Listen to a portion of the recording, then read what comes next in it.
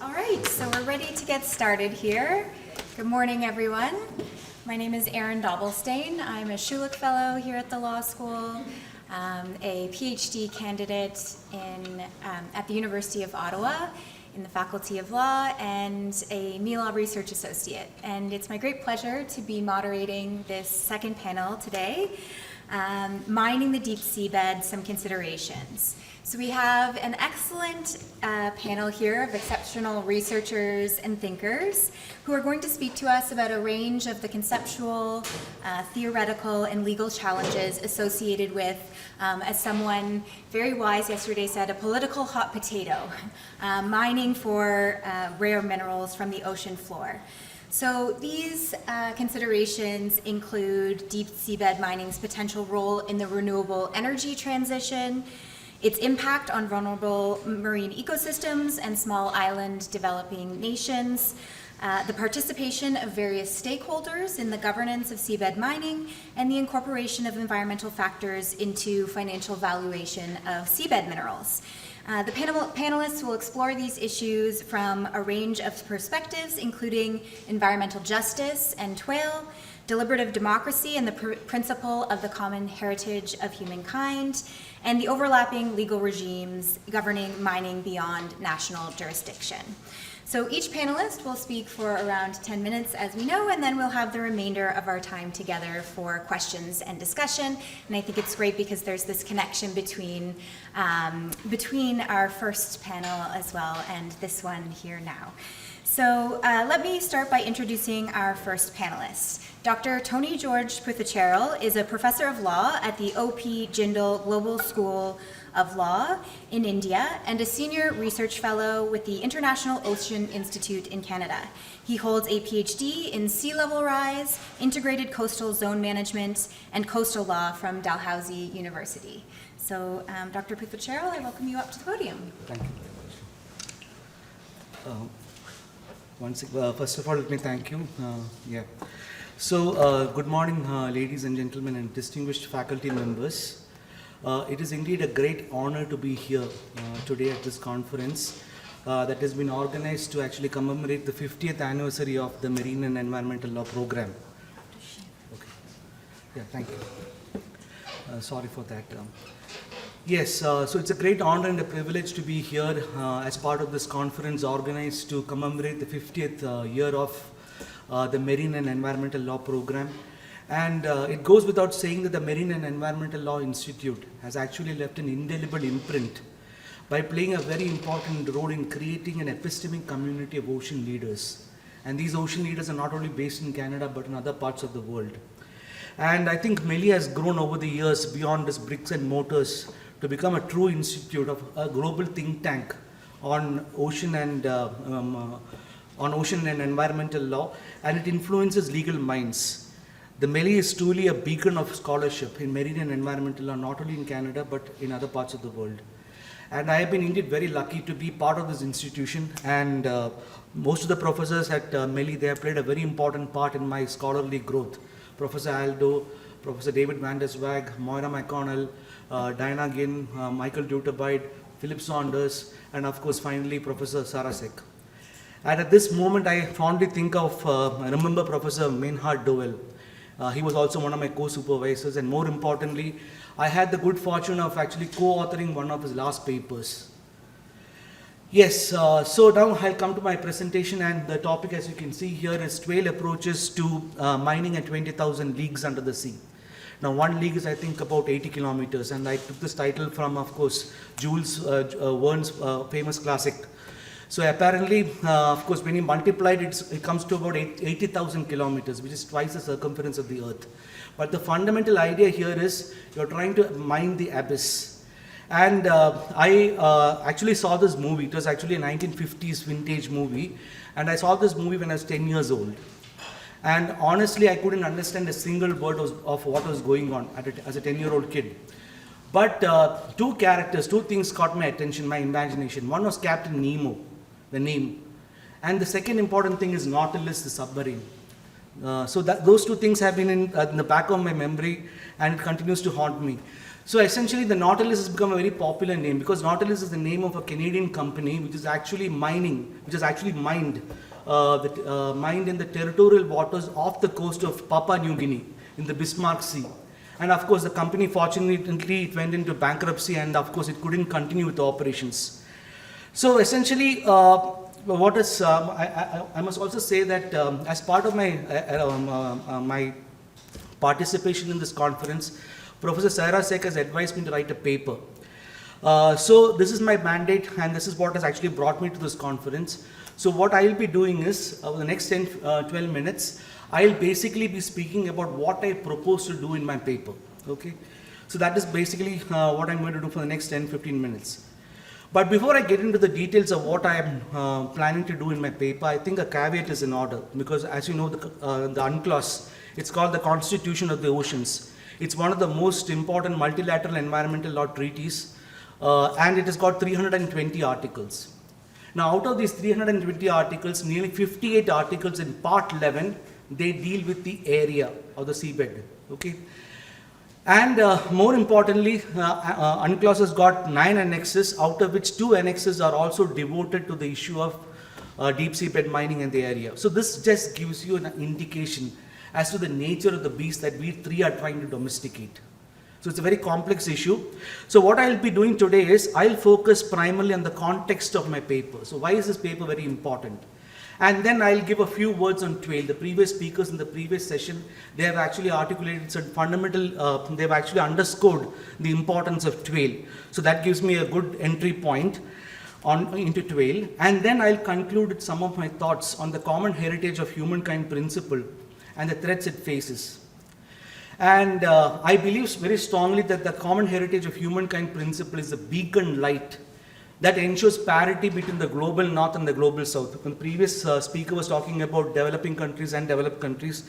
So the common heritage of humankind principle in several ways, it ensures that there is greater parity between the global north and the global south regarding the area, and of course issues related to deep seabed mining. So this is broadly the scheme of my presentation, the context, the TWAIL approach, and of course the common heritage of humankind principle. So what is the context? What are the triggers which has brought this issue of deep seabed mining, which has garnered it so much of importance? The interest in deep seabed mining was there right from the 1960s onwards. Even before that, of course, you know the HMS Challenger, the first oceanographic expedition way back in 1875. They are the first to identify these nodules. They were the first to identify that the deep seabed had nodules. So from the 1960s, of course, interest in seabed was there, seabed mining was there, but presently it has reached the peak, the apogee. Okay, and this is primarily because of the Paris Agreement. We all know that the fundamental objective of the Paris Agreement is to reduce the increase in global temperatures. It should not be more than 1.5 degrees centigrade, ideally. But at max, it can go up to 2 degrees centigrade, nothing beyond that. Beyond that, if it goes, we are in for real serious trouble. So the Paris Agreement has got a mandate.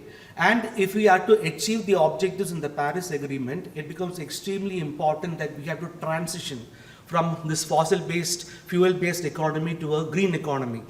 And that requires metals. But unfortunately, terrestrial supply of metals is running out.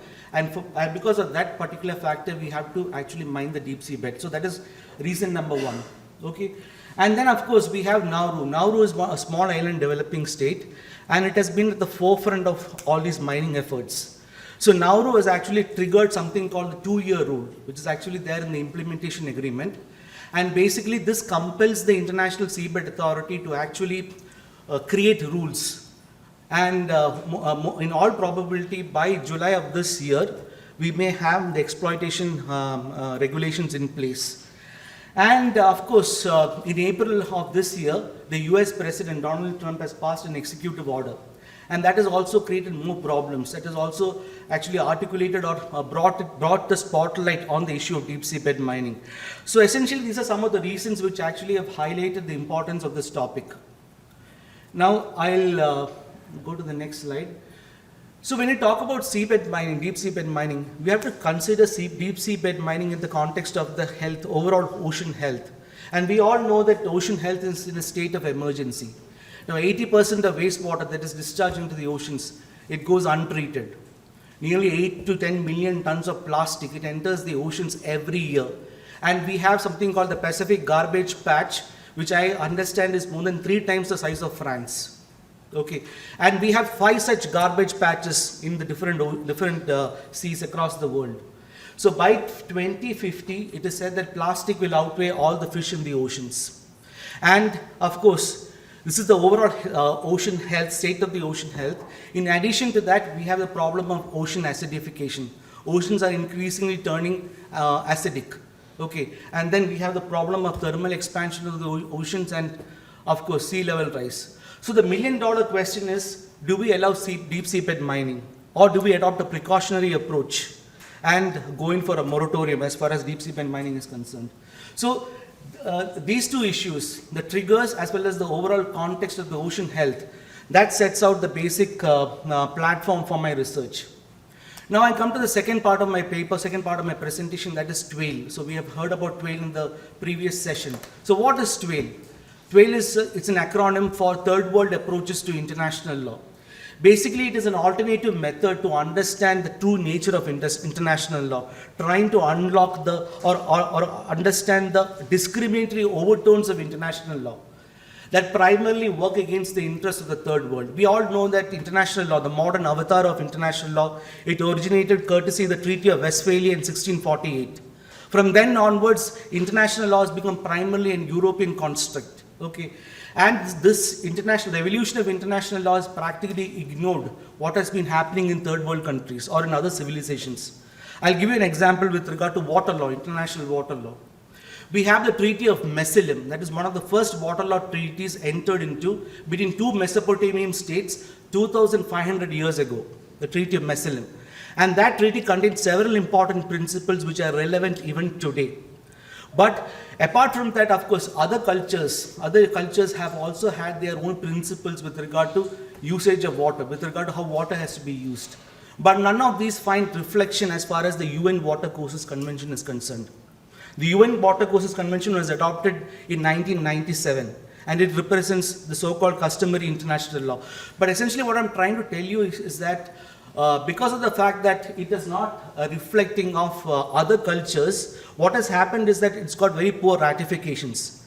The instrument came out in 1997 and now we are 2025. And only 40 countries have ratified this instrument. And the majority of the countries who have ratified the instrument are European countries. It's not countries in Africa and Asia.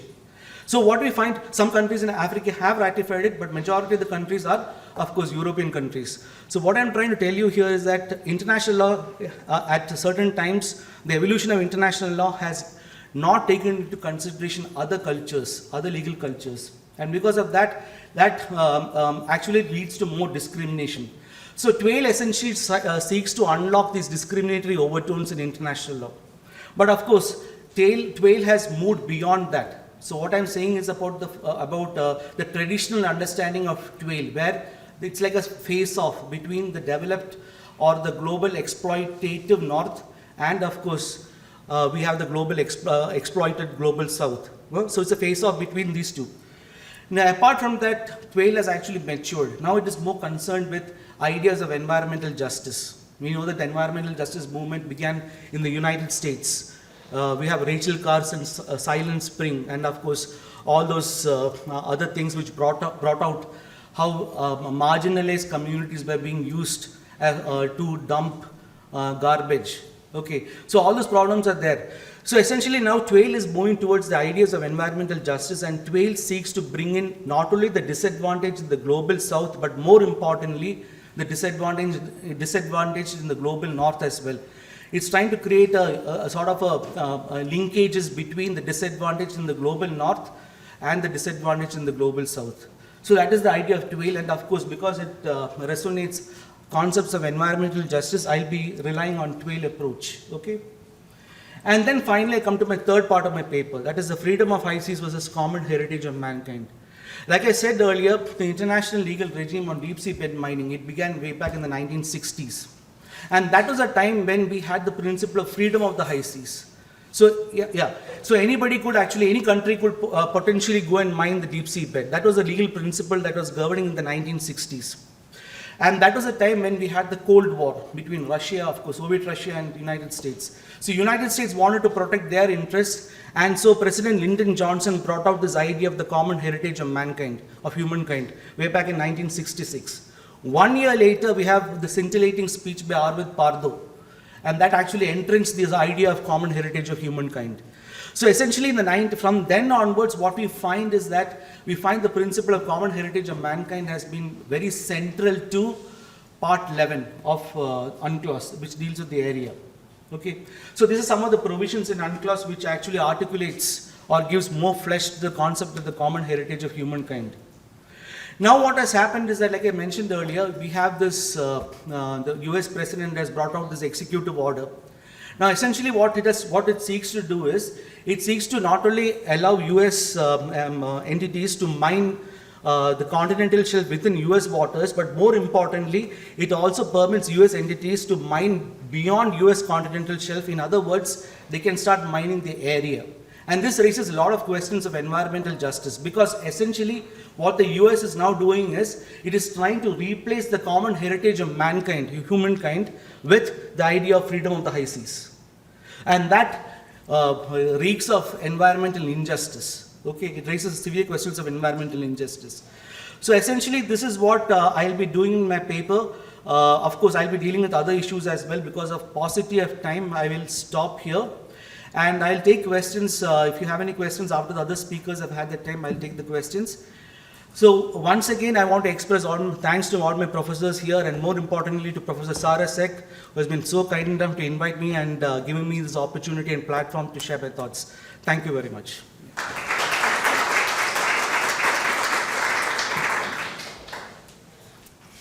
Thank you very much, Dr. Puthucherril, for those the great context on deep seabed mining and these different angles of thinking about the various justice issues that arise, and as well introducing us to the common heritage of humankind principle, which our next speaker, Devdatta Mukherjee, is going to speak to us about. So Devdatta is a PhD candidate at the Schulich School of Law.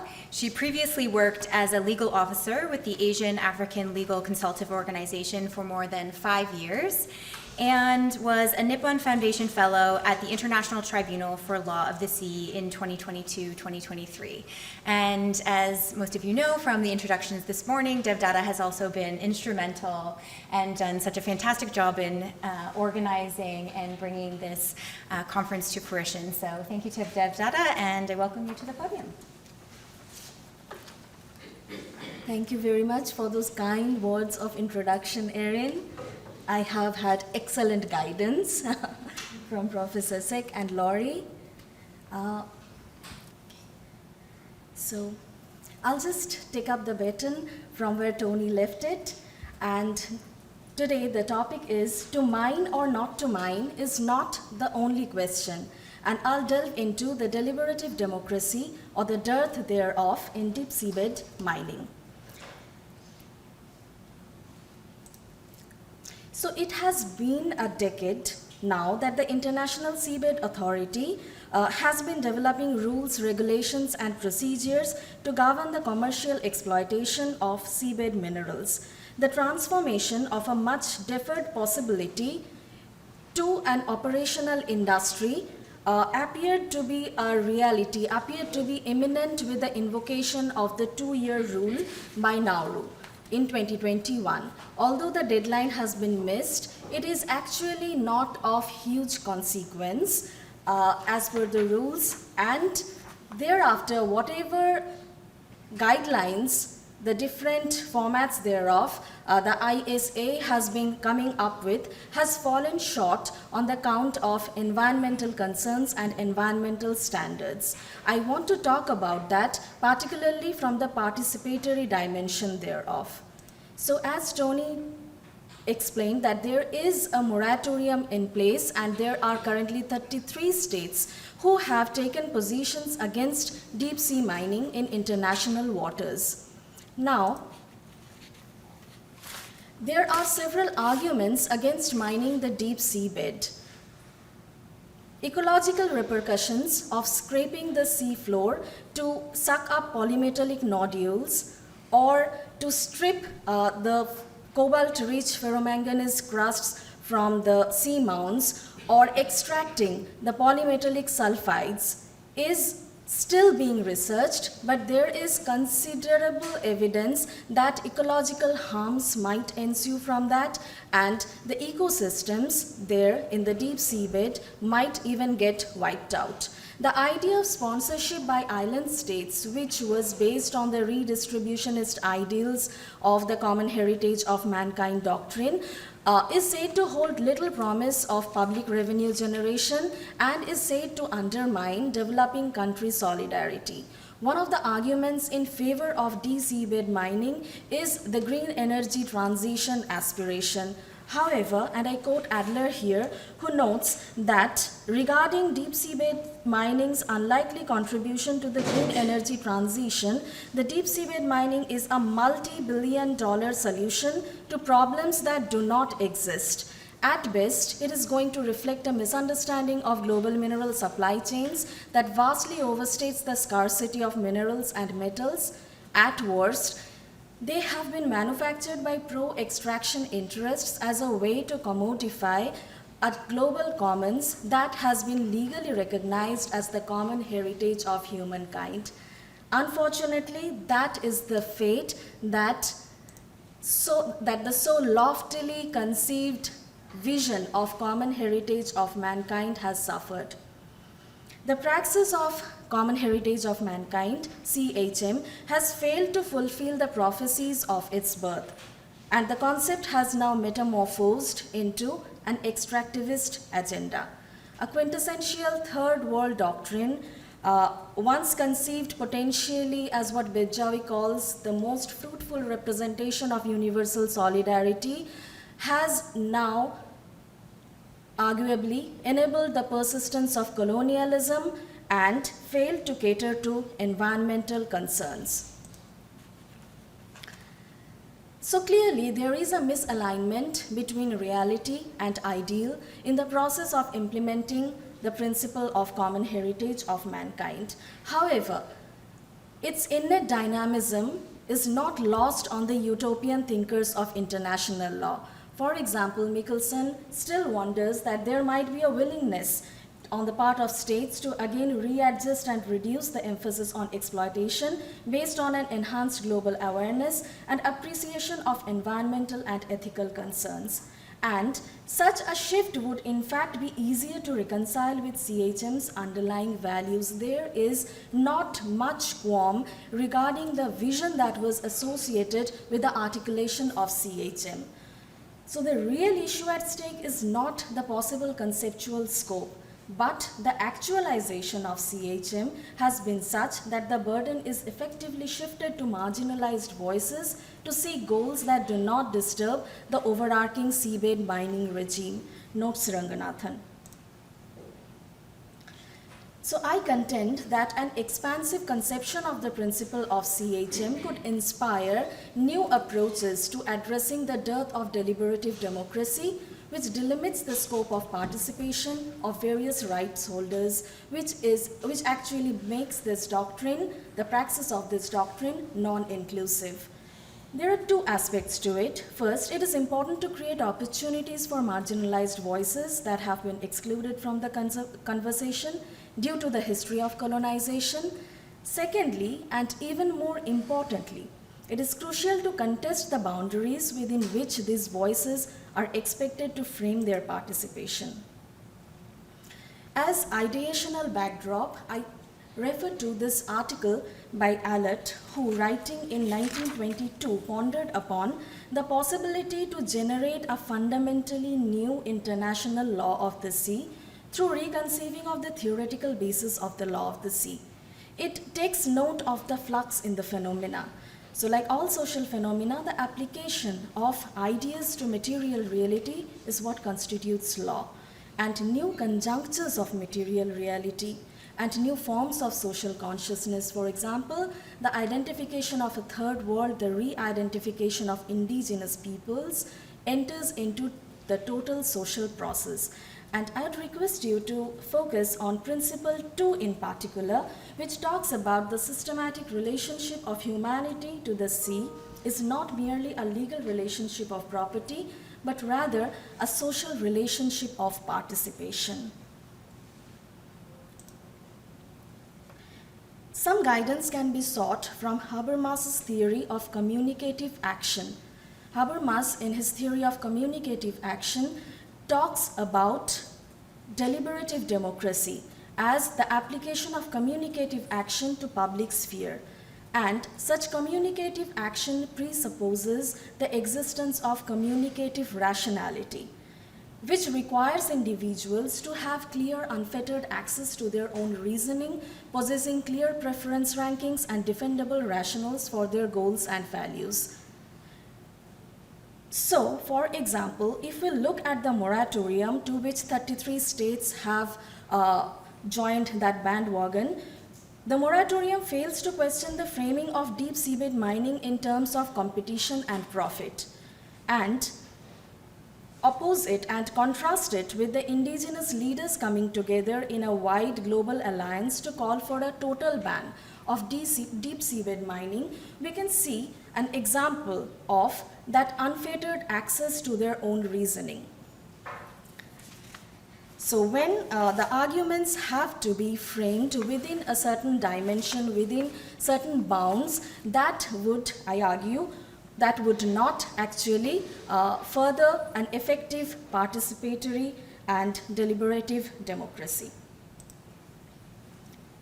So in order to reimagine the scope of common heritage of mankind, essentially 4 interacting dimensions need to be looked into. The first is the spatial dimension, which concerns itself with the where, material, what, participatory, concerning itself with the question who, and temporal, concerning itself with the question when.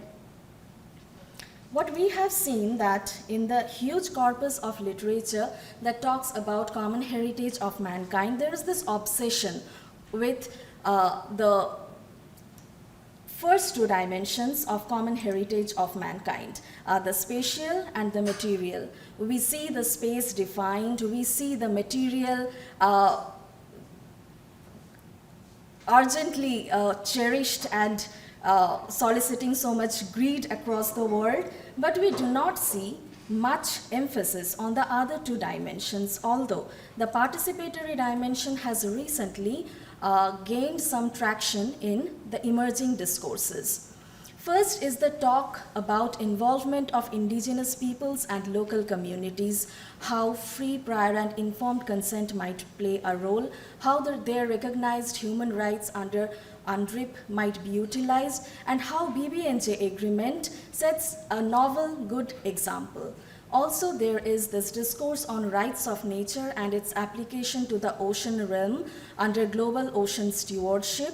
There is this idea of multi-species justice based on the capabilities approach, the idea of non-elitist environmental cosmopolitanism drawn from cultural studies, geography, and environmental anthropology, the idea of common heritage of all life, and a new rewilding in the form of common heritage of kinkind that avoids the distinction between human and non-human and somewhat establishes what Professor Pictou talked about, like water is our relative. So actually disbanding that distinction. However, what I found that all these discourses have their seat in the ecological relational underpinning found in the works of Borghese and Bedjawi, who aspired for solidarity of the nations of the world, of the people of the world, and the non-human on the basis of an expansive interpretation of common heritage of humankind. Thank you.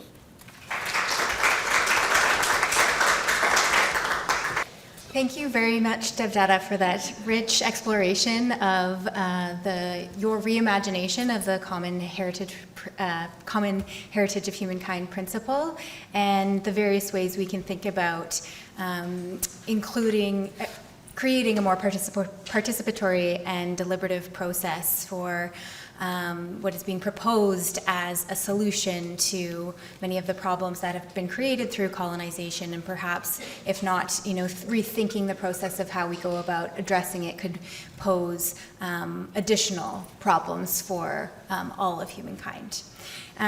Okay, so with that, we'll turn to our third speaker of the panel, Dr. Keith MacMaster. He is a lawyer at Weldon, McInnis, Barristers, and Solicitors, and he obtained his PhD from Dalhousie University and currently practices in the areas of corporate and commercial law, environmental, and commercial real estate. He's going to speak to us about a sustainable seabed mining asset valuation code, so looking towards, I think, putting regulatory processes in place for seabed mining to move forward. So, Dr. MacMaster, I welcome you up to the podium. Thanks, Erin. Hi.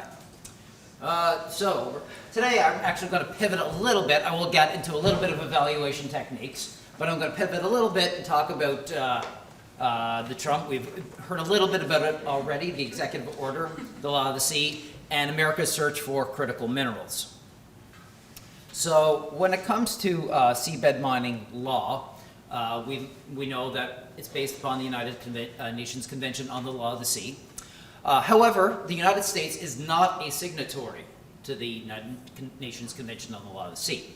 And when it was first enacted in 1982, several other countries actually also didn't sign up. Germany and the UK also didn't. And actually took quite a bit of renegotiations to the 1994 implementing agreement, which actually focused significantly on seabed mining. So under the Law of the Sea, you have the International Seabed Authority, which is the regulator that's actually supposed to draft all the rules, regulations on seabed mining, and what we call the mining code. And we have a set of exploration regulations, and they are currently, and basically since 2016, been drafting the exploitation regulations, which is that commercial harvesting. Again, when it comes to mining, you have exploration, which is basically trying to figure out if there's enough minerals to mine. And then you have the commercial exploitation, which is the actual removal of the materials at commercial scale. Again, to date, the ISA has not adopted regulations. And then there's rules of international law, and yes, domestic law. So basically everything in the dark blue here is entirely within the domestic jurisdiction of an individual country, because it's within their 200 nautical mile exclusive economic zone or continental shelves. And so it's the lighter blue here that is what we call the area beyond national jurisdiction. So I talked a little bit about the draft exploitation regulations. So how close are we to actually getting these exploitation regulations in place? Well, and I picked a random set of regulation, not specifically on this particular topic, and what you see here is a whole lot of red. And so we're all academics, we're all legal scholars, we've all used track changes in Microsoft Word. And when you see this much track changes that are not accepted in Microsoft Word, how close are we? Probably not that close. We all done that. And not only are not that close from a joking track changes perspective, but we don't even have which regulation are we going to do. So I randomly picked up, this is regulation 96, or maybe that's regulation 96. We haven't even figured out a general, and this is just in terms of inspections of ships. We don't even figure out which one is going to be a regulation 96, let alone the actual wording. So how close are we actually to getting an international exploitation set of regulations? Probably not that close. Which leads us to this guy. Get him off screen. Specifically, the executive order unleashing the critical minerals and resources. So on April of this year, Trump signed an executive order saying that it is the policy of the United States to advance United States' leadership in seabed mineral development by developing domestic capabilities in exploration, collection, processing of seabed mineral resources through streamlined permitting without compromising environmental and transparency standards, establishing the U.S. as a global leader in responsible seabed mineral exploration, development, and practices. Again, a whole topic of what the word responsible means. And as a partner, again, and this is pretty clear as well, as a partner for countries developing seabed mineral resources in areas within their national jurisdictions, including their exclusive economic zones. Creating a robust domestic supply chain for critical minerals derived from seabed mineral resources to support economic growth, reindustrialization, and military preparedness. So basically, what are we actually searching?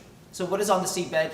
I mean, these potato-sized rocks that had lithium, manganese, cobalt, basically everything that goes into this thing, and we all have them, everything that goes into your wind turbines, your electric vehicles, and again, also in military defense, missile guidance systems. So again, Russia invaded Ukraine. We're not sending troops, we're sending them weapon systems. And what do they all have? Critical minerals in the defense. And where does most of these critical minerals currently come from? 70-80% of all the rare earth minerals, for example, come from China. Where does 70-80% of the world's cobalt come from? The Congo, under very deplorable human rights and environmental conditions. So again, and it's written in right in F, is again, it's strengthening partnerships to counter China's growing influence over seabed mineral resources. I was saying, oh, okay, that's Trump being Trump. So specifically, let's look at the text. What is the actual text of it said? Okay, so we're going to expedite the process for reviewing and issuing seabed mineral exploration licenses and commercial recovery permits, i.e. those exploitations, in areas beyond national jurisdiction, but under the Deep Seabed Hard Minerals Resources Act. And I'll talk about that in 1 second. Is providing a report, again, because under this executive order, all the actual vessels need to be flagged as U.S. vessels. So we'll not get into flag states and all this kind of stuff. But when we come to and we talked a little bit about the common heritage of mankind, so they're not, U.S. is not part of UNCLOS, but they're not throwing the baby out with the bathwater because they're actually looking at a report on the feasibility of an international benefit sharing mechanism. Okay, so there's a little bit of a tweak there dealing with this idea of benefit sharing.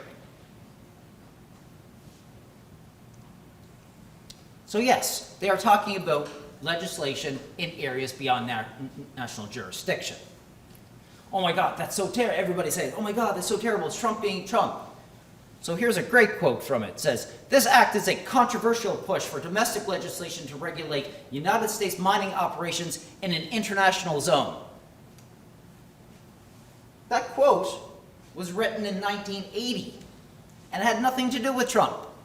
This had everything to do with Jimmy Carter's 1980 legislation, the Deep Seabed Hard Minerals Act.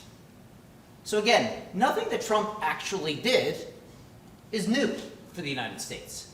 It was always the position of the United States from day one, even prior to UNCLOS,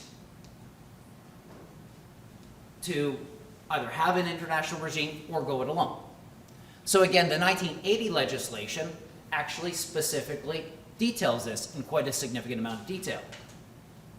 So again, it's primarily said, okay, we're going to try to negotiate a law of the sea treaty with all these provisions. However, if you don't, we're going our own way. And we'll do it within United States jurisdiction, and we'll do it everywhere else as well, including the high seas. So again, deals with this idea of ratification to the law of such a treaty to establish an international revenue sharing fund. So again, the Trump's executive order simply mirrors language from the 1980 legislation. Again, pending ratification, or if they don't, we'll do it ourselves. An interim program to regulate the exploration and commercial recovery of hard mineral resources. Again, right from 1980 as well. So again, the implementation and this was guidelined by the NOAA, the National Oceanic and Atmospheric Administration, basically the U.S. equivalent to the ISA, to actually put regulations in place. And NOAA did in 1989. So when you actually start to look at the actual text itself, and we're all legal scholars, go back to the text, you actually see that Trump is just implementing 1980 legislation. And what does the actual 1980 legislation say? A little bit before issuing or transferring a license for exploration or commercial recovery, the administrator of NOAA must find that it will not interfere with the exercise of freedom of the high seas by other states, as recognized under principles of international law. So again, it doesn't throw in international law. Will not conflict with any international obligation of the United States established by a treaty or convention in force. Again, the United States is actually not part of UNCLOS, so how does this apply? Will not create a situation which will reasonably be expected to lead to a breach of, that international peace. The word peace got out of there. Again, deleting the word peace, I guess, may be appropriate at some times. And cannot reasonably expected to result in a significant adverse effect on the quality of the environment, taking into account analysis upon any environmental impact statements. So again, 1980 legislation. Furthermore, the 1980 legislation actually has this concept called reciprocating states. We're all familiar with reciprocal tariffs that were seemingly made up, but again, right in 1980's legislation, so nothing Trump's done is actually original. Again, this idea of a reciprocating state. So again, if you play nice with us, we'll play nice with you.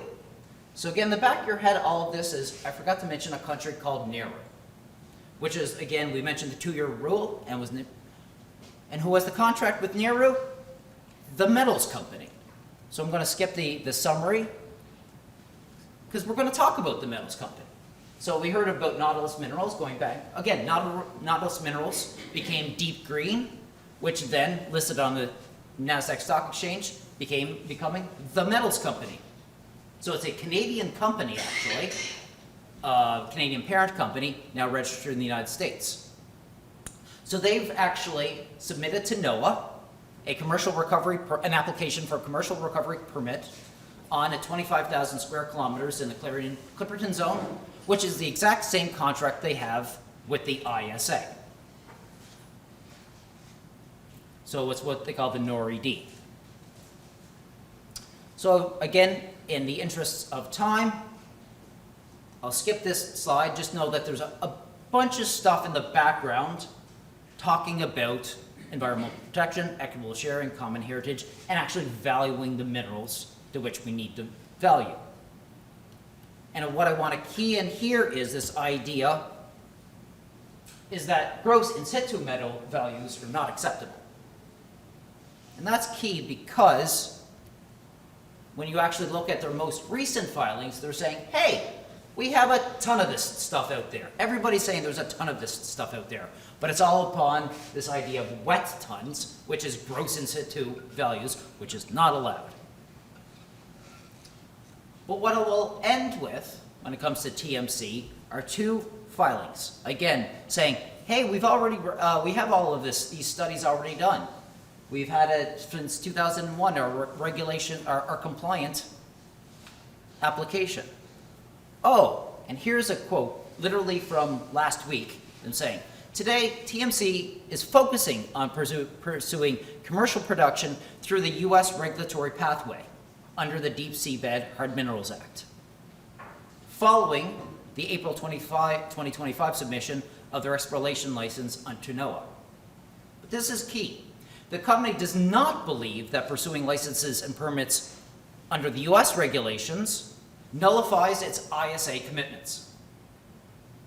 However, if the ISA progress on adopting final exploitation regulations stalls, or if they prove commercially or legally unworkable, the company will pivot to U.S. legislation. So they're not saying, hey, the U.S. legislation is trumping everybody else. They're saying, hey, we're still saying the international regime is out there, but if they do nothing, if they don't do their job to figure out the regulations, we're going to go pivot to the U.S. So that's the conclusion really is. The ISA needs to step up. We've been doing this for 10 years. They need to put up or shut up because there is a gap in the market. And again, any business person will tell you if there's a gap in the market and if there's enough dollar signs involved, someone will fill the gap. So if the ISA, the international regime, doesn't fill it, they'll pivot to the US regime. And so again, it may not be perfect regulations at this point for the ISA, but we might need to be at the stage of, we got to get it done to avoid what the US taking over. Thank you. Okay, thank you very much, Keith, for that illuminating overview of the US's current and historical approach to deep seabed mining, and I guess some comfort perhaps in the reference to respect for international law and regulatory regimes and environmental safeguards, but of course, as you left us with at the end, a current gap in international regulation that needs to be addressed with some urgency. So it's something to keep a close eye on in the future. So thank you to all of our panelists for these very engaging talks, and we'll open it up now for questions and discussion. You can stay seated where you are. I'm going to turn the camera so that those audience members joining us online can see you, and just be sure to use the microphone when you respond so that we can hear you as well. I will be happy to take questions from the audience and also check in with Julia to see if there are any questions online. Those of you online, you can enter your questions into the chat or the Q&A function. Great. So for those of you online, we have a question in the room about the new executive director for the ISA and whether that has had any impacts at all or a shift in how the ISA has been operating and the regulatory regime.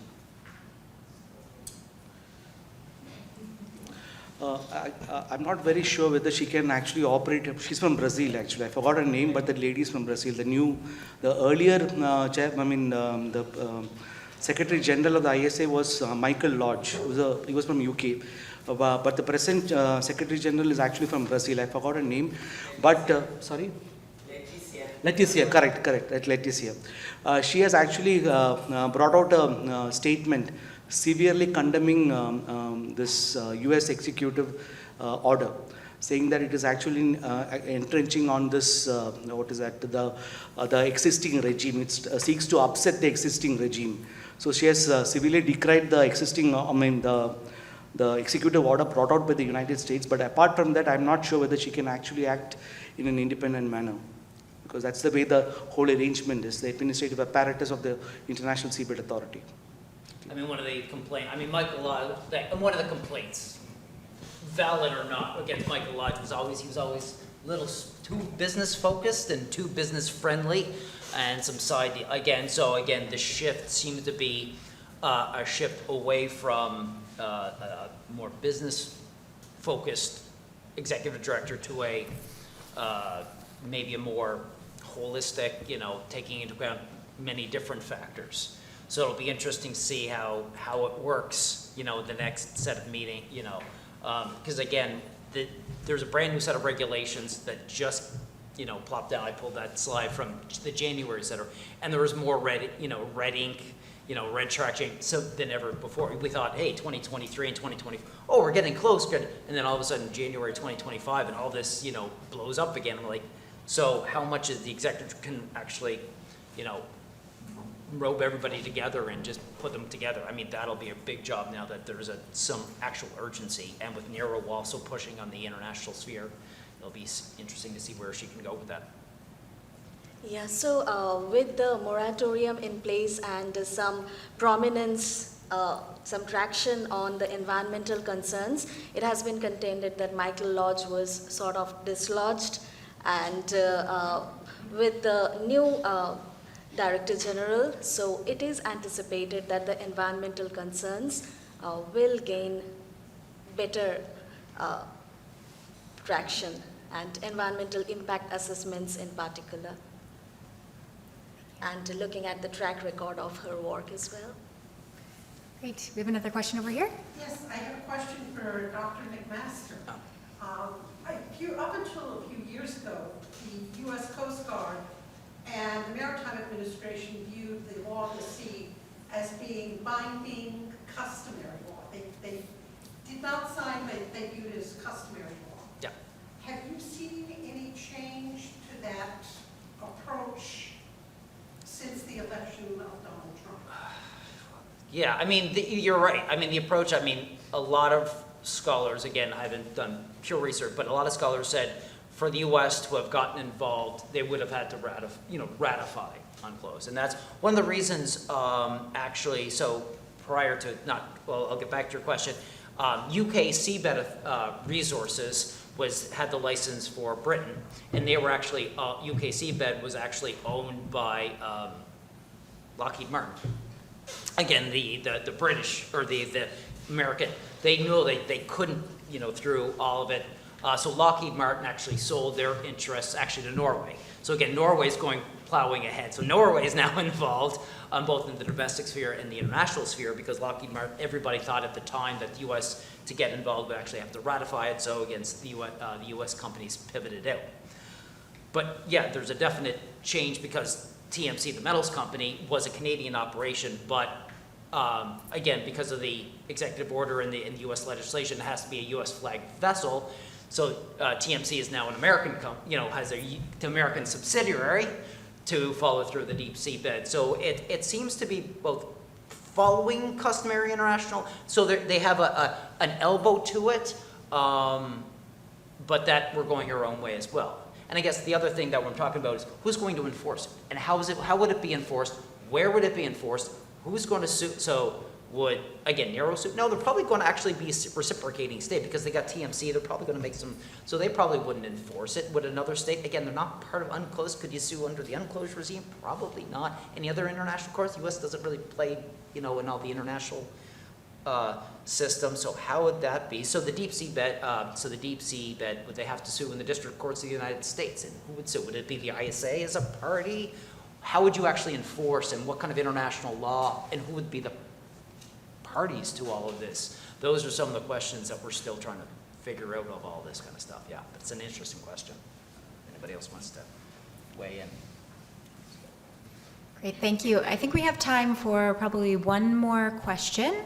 If we have any here in the room or online. No? Any I other have a comments? question. Yeah. I actually have a question for Keith. The 2-year rule that Nauru had invoked expired in 2023, and now Nauru is all set to come up with what do you call it? Nauru has all the provisions to start, and that has to be allowed under Annex 115. That has to be allowed automatically.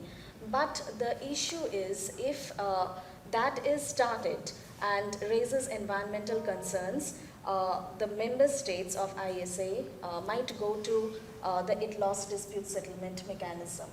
So under this scheme of things, it essentially means that the 2-year rule, the missed deadline, will not mean much, because if this application does not take note of the environmental concerns, it's not going to be heeded to anyway. So under such circumstances, when the metals company approaches the US, and if anything turns out, and let's say there is a regulation by the ISA in 2025, which is again, just like the previous drafts, is not taking note of the environmental concerns abundantly. So what scenario do you see envisaging? Chaos. Fire, brimstone. No, don't know. Again, they have actually submitted. So again, NOAA hasn't made public yet their actual application. So we don't know what, and so, and I didn't go through the regulations as well, what environmental requirements. So there is environmental requirements under the U.S. legislation as well. So it's what Trump, again, decided that. So NOAA, there is environmental assessment processes, there is all this. So again, part of what TMC is doing and what they're saying is, we've already done, like their argument, whether you buy it or not, is we've done this. We have all these compliant, we've done research since the 60s, the 70s, the 80s. We have our previous Nautilus and Deep Green studies. We have the 2021 sets of studies. So that's part and parcel, and that's why their April filing said, we've done this, we've had these, So again, there'll be more processes through the US regulations. Will they be as stringent, and this is, I think the better question. There are US environmental requirements. There's no doubt about that. So it's not like they're going to get off scot-free. Will they be as strict as the ISA guideline? We don't know, because the ISA doesn't have accepted guidelines. We haven't, all those environmental sections. Again, talk about track changes, there's a pile of them right there as well. So which one is actually more strict? We don't know. Potentially even the US legislature might be stricter in a sense than oddly enough. And the player that I think could be the biggest player of all when it comes to protection of the environment, and I've said this and it's a little bit controversial, the Securities and Exchange Commission of the United States may actually be the biggest environmental advocate for the seabed to the seafloor, anybody else. Because the only person that's ever pushed back against TMC and any of their environmental claims has been the Securities and Exchange Commission. Through all this, so I don't go through again as part of the previous research that I did. They're the ones that push back, are like, are you sure you can file, because again, with public statements and securities laws, material public truth statements, the only ones ever really pushed back against TMC so far has been the SEC. So again, it's one of these weird things. But again, between the SEC, the deep seabed, NOAA's regulation, the environmental assessment, potentially, the US could actually have more stringent environmental standards in the deep seabed. It's hard to say. We don't know yet because that hasn't been, none of it's actually in play yet. Yeah. And again, we'll have to keep it in play. Look for my paper in August because I'll have a little bit more ideas about that. Plug that. Okay, thank you very much everyone for your questions, and thank you for joining us for this panel. And I'll now invite you to join me in thanking our panelists for a very informative, thought-provoking discussion or deep dive into the many legal, social, and environmental challenges of seabed mining.